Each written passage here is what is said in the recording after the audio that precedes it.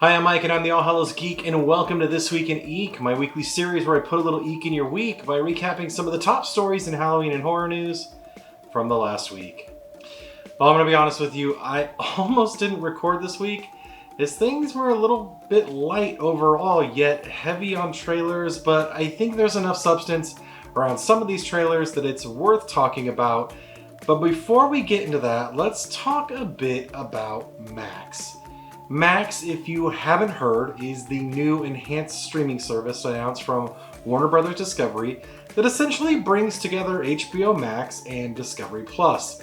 The service will be home to HBO Originals, Warner Bros. Films, Max Originals, the DC Universe, the Wizarding World of Harry Potter, an expansive offering of kids' content and programming across food, home, reality, lifestyle, and documentaries from leading brands like HGTV, Food Network, Discovery Channel, TLC, ID, and more. The new service launches on May 23rd, but the more exciting news came around some of the content the service is getting, in particular a new series set in the Conjuring universe. While details were slim, it was announced that the new drama series was in development and will continue the story established in the feature films, with the Conjuring producer Peter Safran serving as an executive producer on the project and James Wan in talks to join him.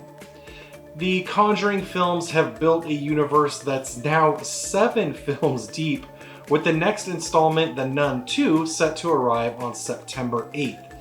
And well, with the Warrens at the heart of the Conjuring universe, I could see them bringing in Vera Farmiga and Patrick Wilson back as the Warrens to explore maybe some lesser known cases by the Warrens.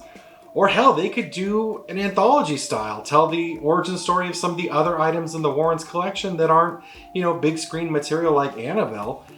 There's a lot they could do with this. Regardless, I'm a huge fan of the Conjuring franchise, and I'm looking forward to hearing more about what Max has in store for this series. I'm sure there is more to come, but... And in other Max news, we learned that launching with Max is the highly anticipated Gremlins prequel series, Gremlins: Secrets of the Mogwai. Announced in 2019, the animated series takes viewers back to 1920 Shanghai, where the Wing family first meets the young Mogwai called Gizmo. Sam Wing, the future shop owner Mr. Wing in the 1984 Gremlins film, accepts the dangerous task to take Gizmo home and embarks on a journey through the Chinese countryside. Sam and Gizmo are joined by a teenage street thief named Elle, and together they encounter, and sometimes battle, colorful monsters and spirits from Chinese folklore. Along their quest, they are pursued by a power-hungry industrialist and his growing army of evil gremlins. The series will premiere on Tuesday, May 23rd, and features an all-star voice cast that includes Ming-Na Wen, James Hong, B.D. Wong, Matthew Rice, Isaac Wang, and Gabriel Neve-Green. The series will also feature notable guest stars including Zach Galligan, who starred as the hero Billy Peltzer in Amblin's original Gremlins film, and additional guest voices include Sandra Oh, Randall Park, George Takei, and Bowen Yang. And as a reminder to folks, this is a big one for Gremlins fans to pay attention to. Zach Galligan shared at Season Screamings in 2021 that if we want more Gremlins, particularly the chance of a Gremlins 3, then this show needs to be a success. Galligan feels if the show does well, we could have a Gremlins 3 in the next few years. So, if that's something you'd be interested in, you need to make sure to watch this animated series when it arrives on Max. Alright, in other streaming news, this week Peacock announced a new coming-of-age thriller called Hysteria. The series is set in the 80s at the height of the Satanic Panic and follows a group of high school misfits who, after a beloved varsity quarterback disappears during the late 80s, exploit the growing hysteria around the teen occult activity by building a reputation as a satanic metal band. But the plan quickly backfires when a bizarre series of murders, kidnappings, and reported supernatural activity triggers a leather-studded witch hunt that leads directly back to them. Modern Family's Julie Bowen will star in the series as Linda Campbell, the mother of one of the teenage outcasts. Linda experiences a series of supernatural disturbances that force her to question everything she knows about her son, as well as the growing threat of Satanism in their small Midwestern town. And sticking with Peacock and our 80s theme, you know what else was big in the 80s in addition to the Satanic Panic? Cocaine! And starting today, you'll be able to catch a new documentary that dives into the bizarre actual events behind the hit Hollywood movie Cocaine Bear. Cocaine Bear, the true story, will tell the story of Kentucky blue blood Drew Thornton and the infamous drug run that will forever link him to a Georgia bear on cocaine. The 1-hour documentary features interviews with those closest to the case, including the former sheriff, who was one of the first on the scene, and the special agent whose team found the cocaine bear. In the hit film Cocaine Bear, a huge bag full of cocaine drops out of the sky into the woods of North Georgia and is eaten by a black bear who goes on an epic rampage. It all seems like a fantasy, but it's actually based on a true story. That's just as bizarre as the movie plot involving drug cartels, murder, mayhem, and a Lexington, Kentucky blue blood named Drew Thornton. Thornton turns his back on a life of privilege to embrace the dark side, turning from cop to international drug smuggler, flying plane loads of cocaine into America from South America. But one day, he mysteriously falls to his death in a Knoxville, Tennessee driveway with his own huge bag of cocaine, armed to the teeth and wearing a pair of Gucci loafers. How this modern-day Icarus and his fancy shoes have become forever connected to the Cocaine Bear is the legend behind Cocaine Bear, the true story. If you're watching this on the day it's released, Cocaine Bear, the true story premieres today on Peacock. And we're just going to keep rolling with the 80s theme because this week we got an update on Teen 17's slasher adventure game Killer Frequency, which just so happens to be set in the 80s. If you've been following the news on the game's release, it's slated to arrive on PC and the MetaQuest 2 on June 1st.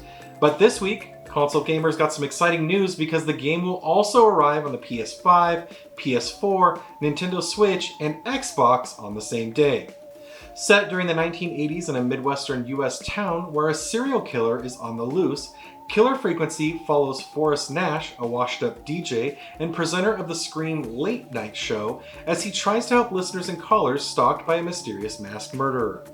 As the gruesome night unfolds, interact with callers to the show using a variety of conversation options while listening carefully for clues and information, solve puzzles around the studio that could help prevent the grisly demise, and keep the show going with tunes inspired by the decade.